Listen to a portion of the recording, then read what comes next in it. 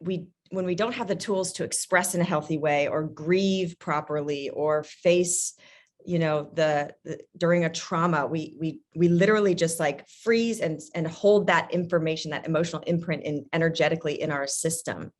And so this is like, breath work is like a way to just lift up the carpet and like release all the dust, like get everything up and out. And I honestly even just grief, I get emotional every time because we've all held within something, just a little wound of a day or like a trauma or a loss.